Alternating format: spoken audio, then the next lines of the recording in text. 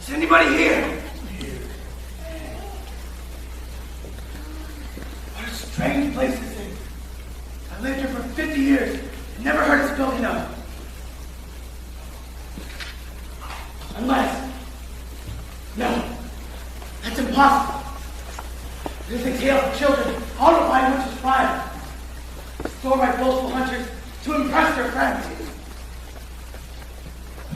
And yet, this is how they described her.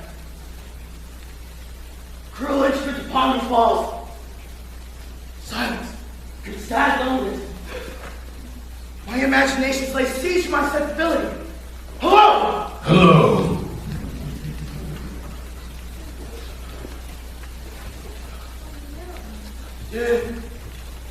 Did somebody speak? I bid you welcome to my house. Thank you. Where are you? I am in your ears and in your head. I think I prefer you to stood before me, so I may thank you for your hospitality and kindness. I am not kind! Nor would you prefer I stood before you. I am the beast. The beast? Have you not heard tell of me? I've heard tell of a beast. But it is a tale for children to like grandfathers whose grandfathers told them. It is a story. Do not all stories have their roots in truth? Yes. Do not be afraid. I shall not harm you. Sit down.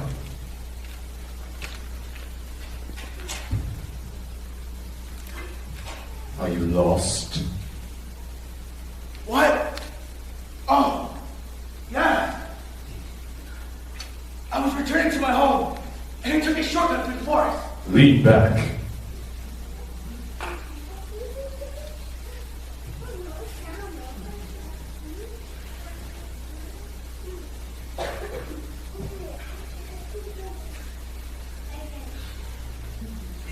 I am precisely comfortable as I am. You will oblige me by being at ease in my home. Yes, of course. Are you hungry? Well, I am experiencing a certain vacant discomfiture due to the absence of food. Yes. What is it you wish? Perhaps some cheese.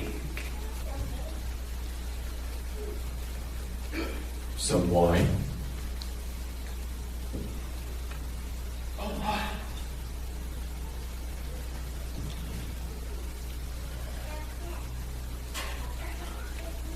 Thank you. Such kindness. I am not kind! No, of course not. You are my guest, and as my guest, your wishes must be respected. Then please allow me to say that you are honorable. Yes. If nothing else, I am honorable.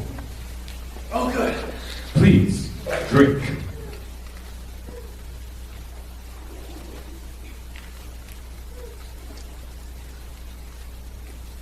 Can you taste the poison? There is poison! No, but the thought was in your mind. Perhaps it is in the cheese. Try the cheese.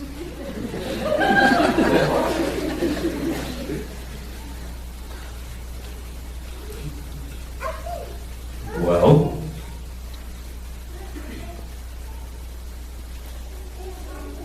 May I say, sir, without such cheese, such wine, a man might happily meet his death.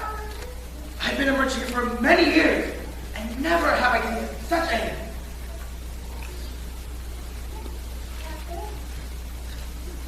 such a sympathetic cheese, or such...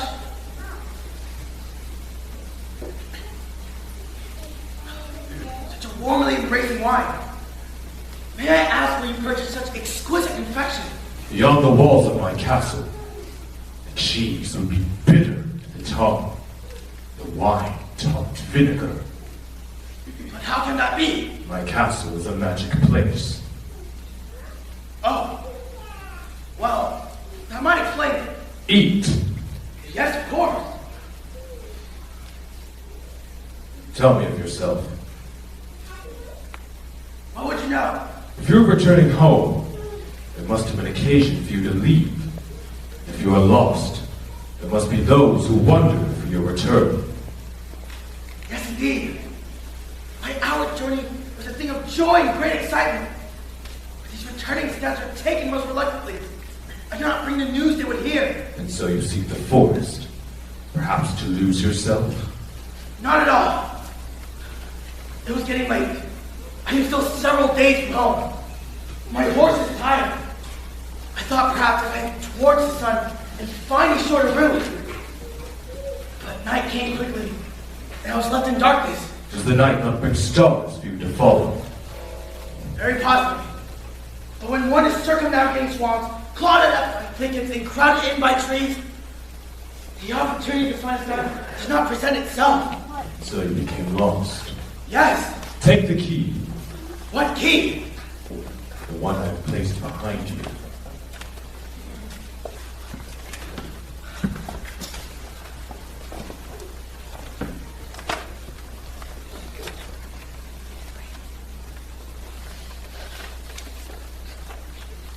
Where did this come from? It is the key of journeys.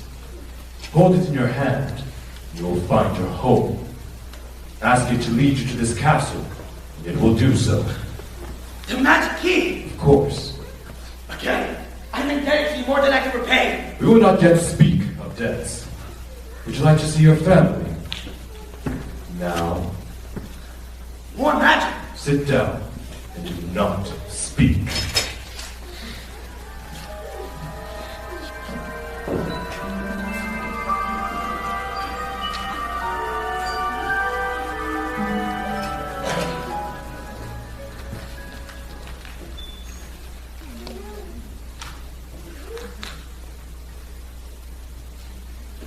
I've never been so ashamed in my life. Look at this old lady. It's pathetic. I mean, it's only the grandest concert of the year, and only all the very best people will be there. And I have to go in this? It looks very nice. What? I said it looks very nice. I can't understand a word you're saying.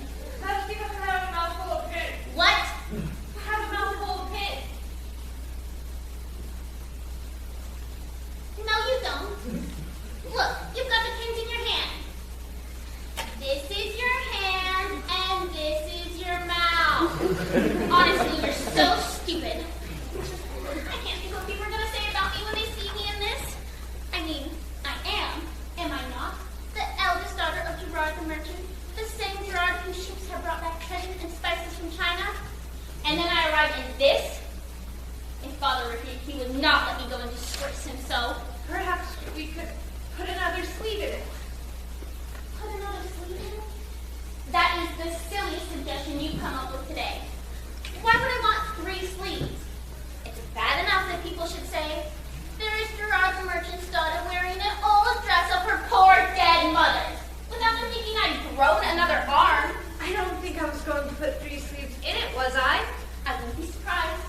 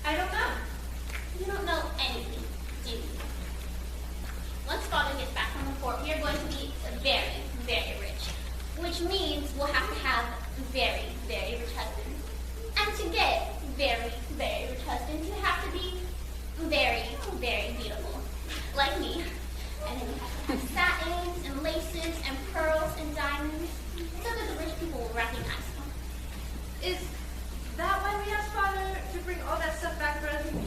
Satins and laces and pearls and diamonds? Of course it was. And he should be back by now so that I can wear them to the concert. It's rather rude of him to take so long. I should have to speak to him about it. Haven't you finished yet?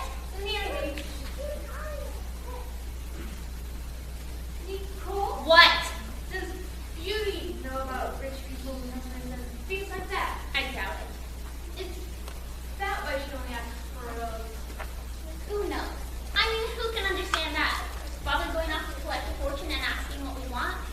Then we ask for satins and laces and pearls and diamonds. Very sensible things. And then little pie in the sky has to think about it for the longest time. And then ask for a rose. She's never been able to grow roses in the garden before. He's never been able to grow vegetable marrow either. But what sense does that make? Father going off to collect a fortune? Oh, Father, bring yourself home safely. And if you must bring me something back, bring me a single rose of vegetable marrow and a pound of lettuce. She didn't say that. She nearly did. I would have thrown her. Except it's not in field. Why do you hate Beauty so? I don't hate her. She is my sister, and I love her. Except that she is good, and I'm not. And that makes me sick. How am I going to tell them? How shall I explain? What must you explain? There was a storm.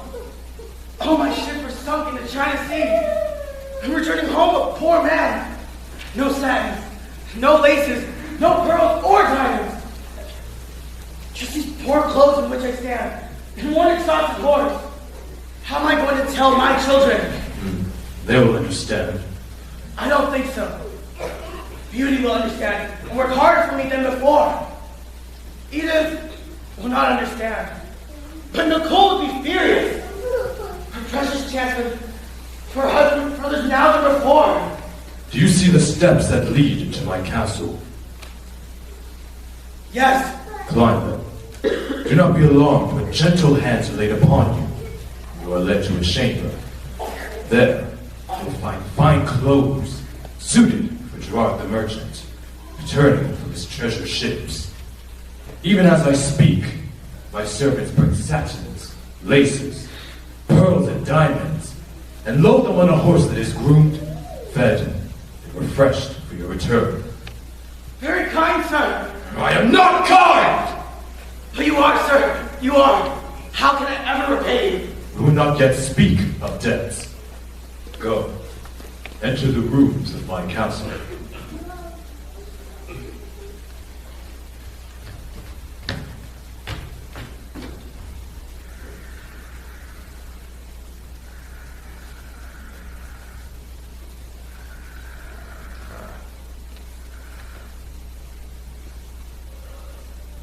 Show me Beauty.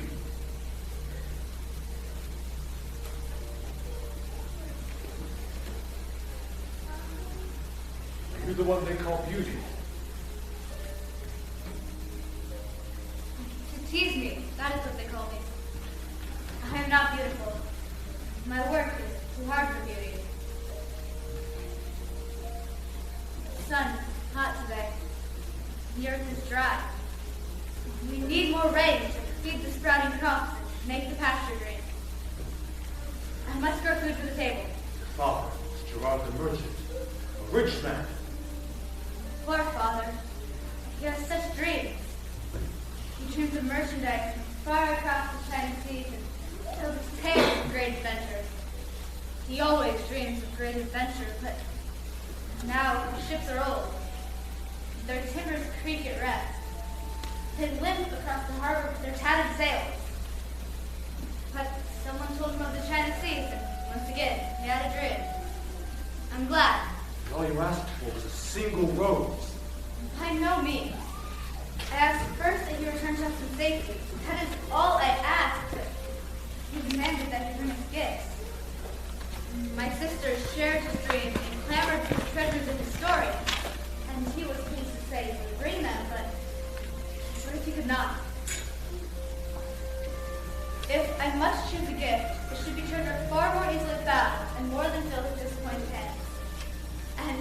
chose the rose, which made me as demanding as my sisters and pleased my father. It is a simple gift, and the ballot of the court is dressed with roses, and one would not be mixed.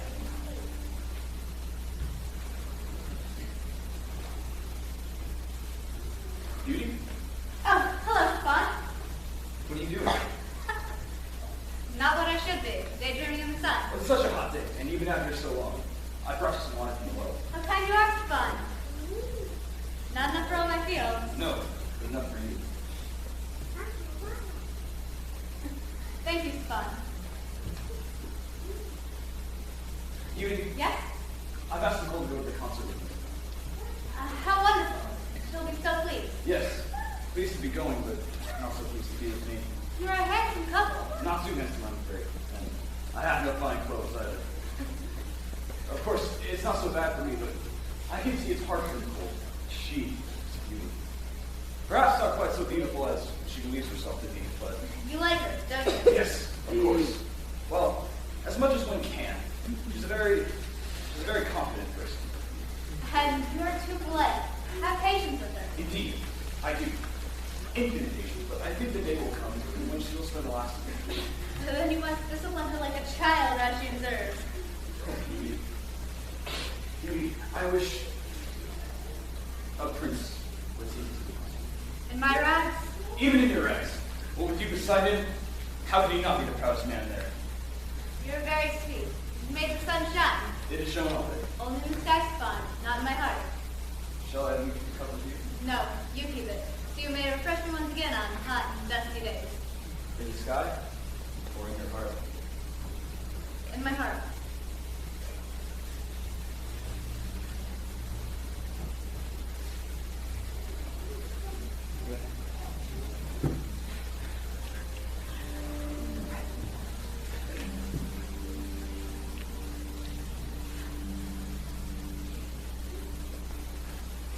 Beauty, Is somebody there? will you marry me? The sun is far too much today. I hear the strangest voices. Yes, she's the one. And last as possible. Thank you.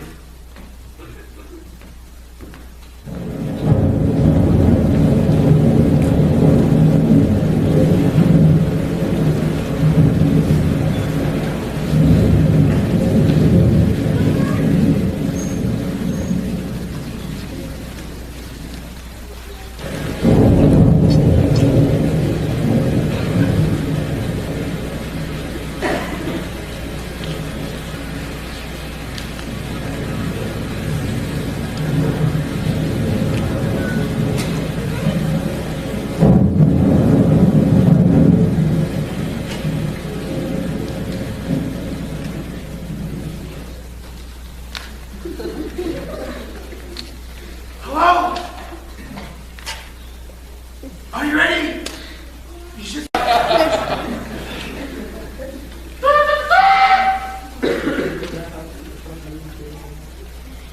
Good evening, Mrs. Peacock. Lovely dress. Evening, gentlemen.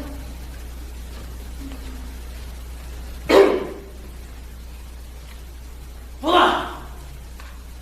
My lords, ladies, gentlemen, introducing Monsieur Auguste Maximilien Gerard, gourmet, gourmand, boulevardier, rocketeer, and distinguished merchant of our city. Monsieur Gerard has chosen a stunning ensemble from the House of Beast to display his mature waistline. His excellent calves, full advantage. He has graciously consented to lead us in the first minuet of this evening, and will take up as his partner, Madame Estelle de Bonheur. Much love of Maistress of Hotel de Commerce. Much love indeed by Monsieur Gerard.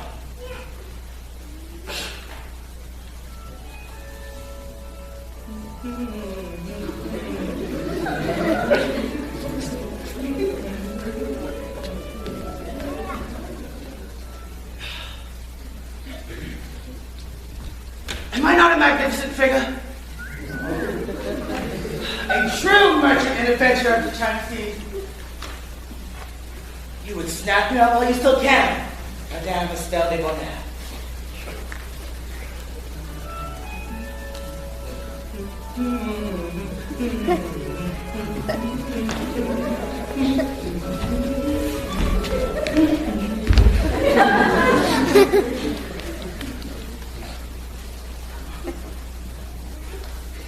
Beast! Are you still there? It is time for me to leave. I wish to thank you for your kindness to me. I can return to my family in dignity and pass on them the happiness they so richly deserve. There shall indeed be satins and laces and pearls and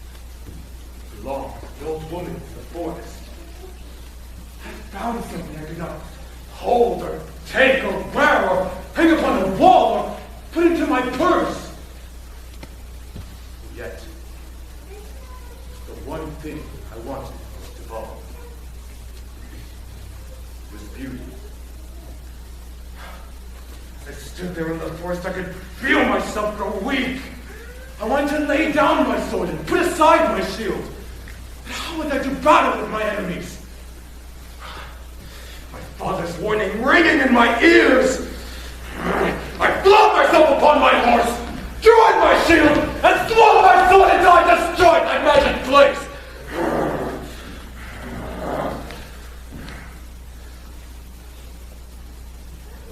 looked upon the sad destruction I had wrought. Her ancient voice rang the silent forest. You are beasts, she said. Till a time when beauty comes, it shall not perish by your hand. Beauty! That is death in my garden.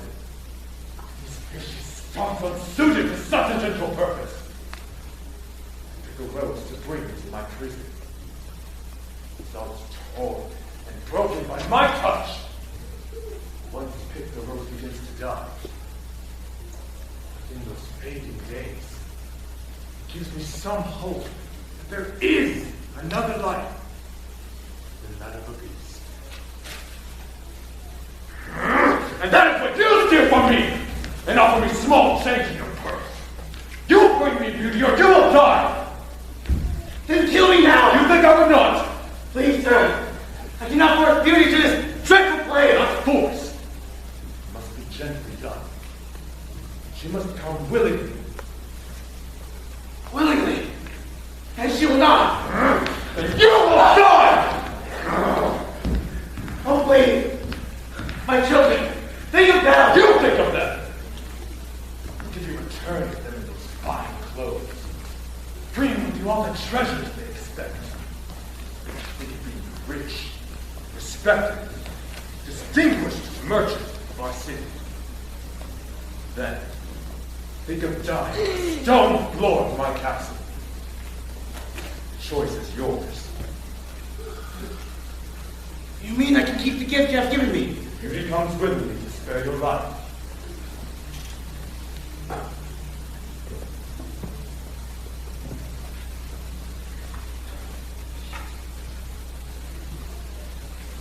I shall present the proposition to my family. I shall watch you do it. I must provide for them. When that is done, perhaps.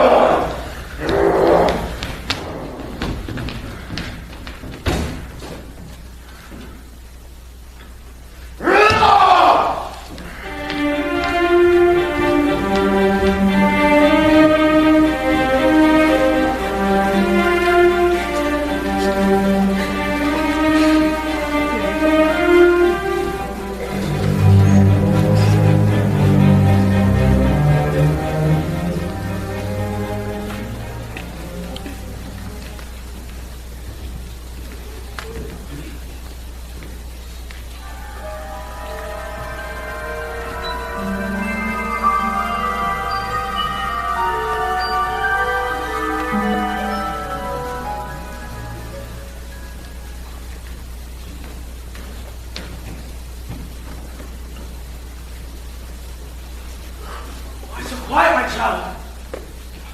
Are you not pleased by our good fortune? Of course. Then what? Is it because you're still too sad for your sister and not for you? All I ask is return safely to us. Have I not done so? Have you? See for yourself. I am here. This is me. I have returned with the treasures I have promised. Tossing the fields as the storm could see.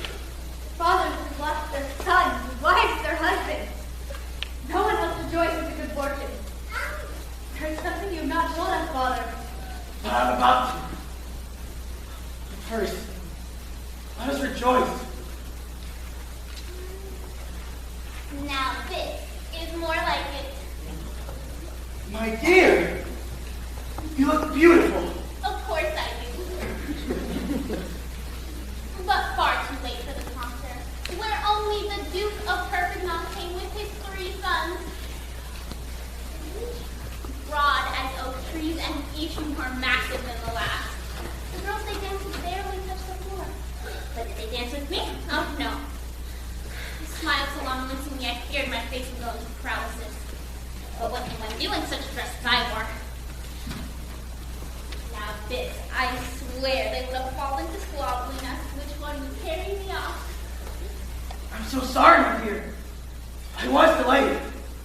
To be deprived of this good concert, Father, is more than I can forgive. It must have cost me 30 years of bliss in Perpignan, married to an oak tree. Look, there was a super Stefan. Stefan? were unloading the saddlebags, and I swear the more we took out, the more there was. And then at last when we thought we had finished, Stefan said, all about the horse. And he was leading him away and just happened to check that everything was out. And it wasn't. You've forgotten something. You didn't, he said, and I hurried back over to see what it was, and it was a super Stefan. I think there must be something. No, there isn't. It's magic. Edith insisted that I try it on, and it does fit rather well. Of course it does. It's magic. Everything fits for everyone. It must be yours. It is magic. Isn't it, Father? Yes, it is. See, I told you. I've got magic dress. I was surprised to pay for magic. It need not concern you, Stefan. I sent this as a gift from me to you. And leave to speak with my daughter. Yes, of course.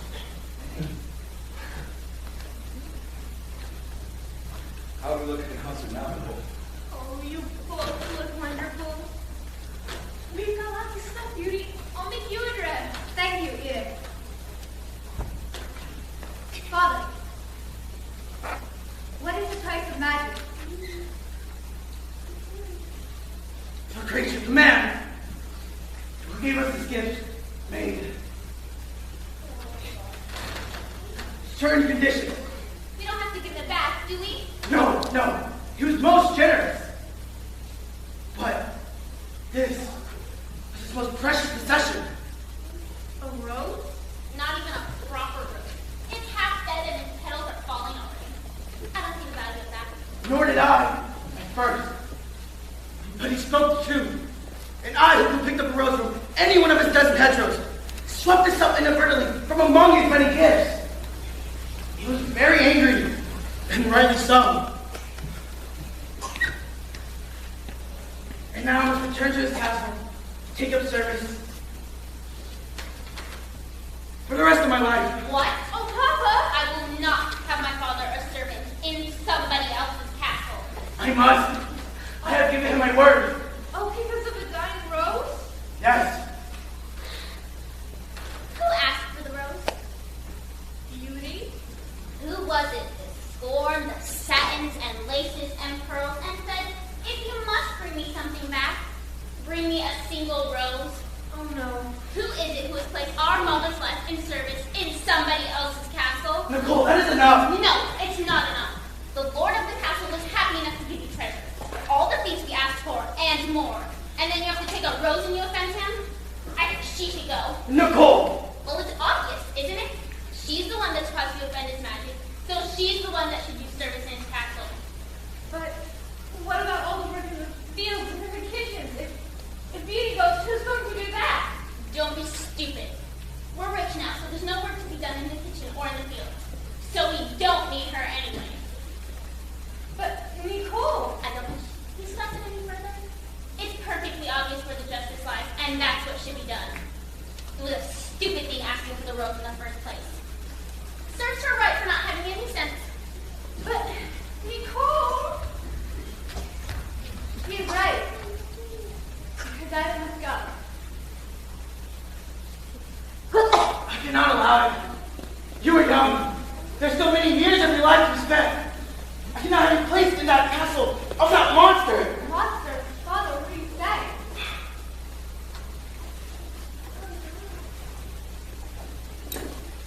He is the beast. I have met the beast. He wants my life in return for the rose. He gave us the gifts, the clothes. He even gave me the key of journeys, so I could find my way home. And his castle, I should wish to return. And I must. Everything we have is his. The stories you heard were true. All my ships were sunk. I have nothing to bring back but poverty. My life is a little price to pay. No. It is my doing that brings you to this. I must be the one to go. He would not accept you. Why not?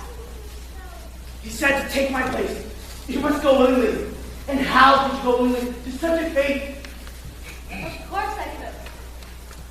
Do you think I would not go willingly to the life of my own dear father?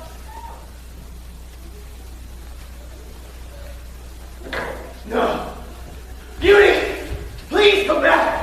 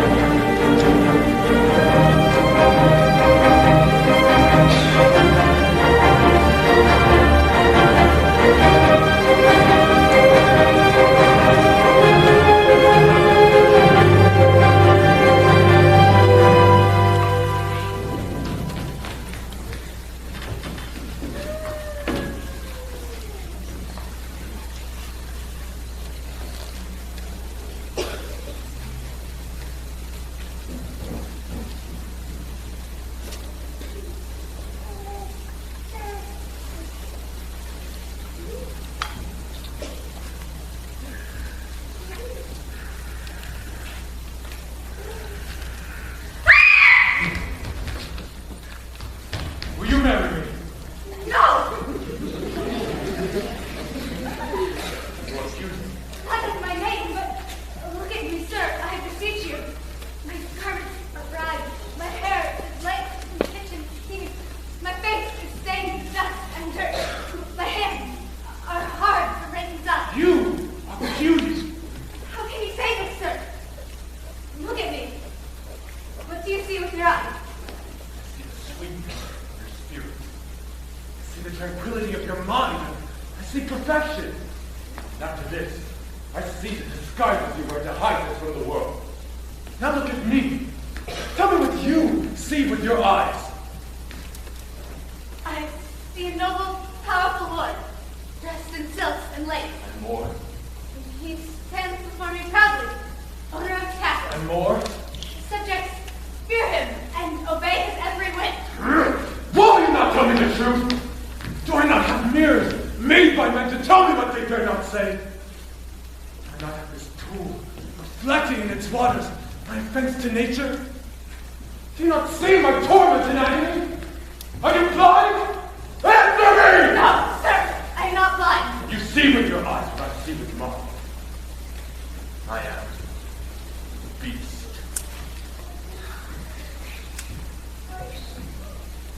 Will you kill me? Kill beauty? It's easily done. You are a fragile plant, quickly crushed. A single touch, stain your purity. With you crumbled, soiled, and cast away. Perhaps I may believe that what I have is all there is. But I have eyes to see. I see that you are beauty.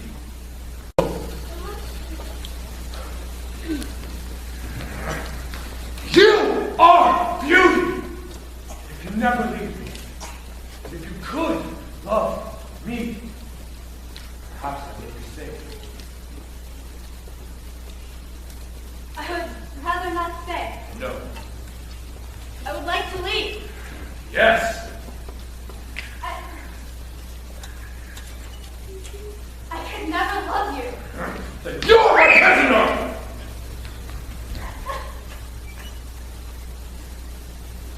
I am yours. Why do you kneel before me? Shall I do otherwise? You are beauty. If I am not to destroy you, I must worship you. Please, help me.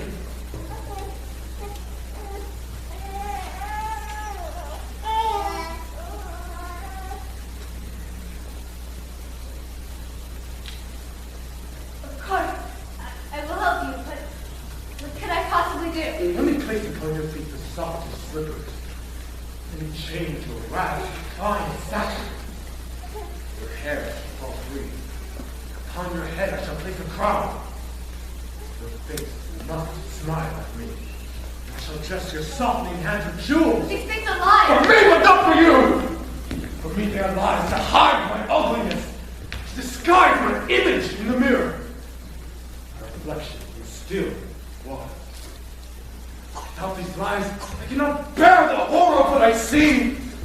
I I need these lies to shield me from myself. But you didn't lie to the truth. You seek to hide the truth as filthy rags and calluses. Those are your lies.